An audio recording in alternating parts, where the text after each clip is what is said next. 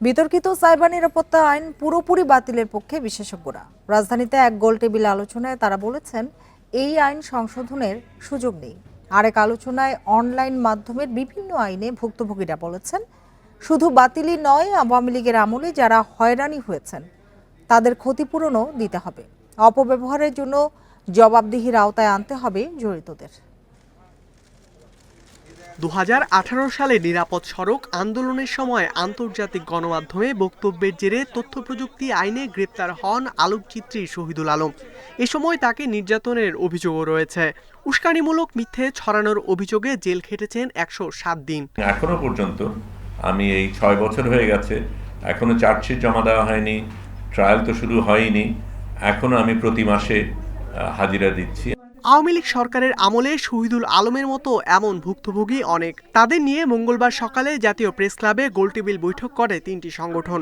হয়রানির শিকার এসব মানুষ নিজেদের অভিজ্ঞতা তুলে ধরে বিতর্কিত আইন বাতিলের দাবি জানান। অপরাধ হয়েছিল কেন আমি সংবাদ সম্মেলন করলাম, তাতে বাংলাদেশ পুলিশের মানহানি হয়েছে। সব মামলাগুলো অবিলম্বে বাতিল করতে হবে। যারা ভুক্তভোগী, যাদের অধিকার হরণ হয়েছে, তাদের ন্যায্য ক্ষতিপূরণ দিতে হবে, নিশ্চিত করতে হবে অবিলম্বে। কালক্ষেপণের কোনো সুযোগ নেই। একই দিনে মহাখালীতে সাইবার আইনে নিরাপত্তা ও বাক স্বাধীনতার ভারসাম্য নিয়ে বৈঠকের আয়োজন করে টেলিযোগাযোগ বিষয়ক রিপোর্টারদের সংগঠন টিআরএনবি। সংশ্লিষ্টদের মতে এই আইন সংশোধনের কোনো সুযোগ নেই, পুরোপুরি বাতিল করতে হবে। আসলে আইনটা করা হয়েছিল যাতে কন্টেন্ট নিয়ে আপনার একটা অপরাধ তৈরি করা যায় এবং সেটাতে শাস্তি দেওয়া যায়।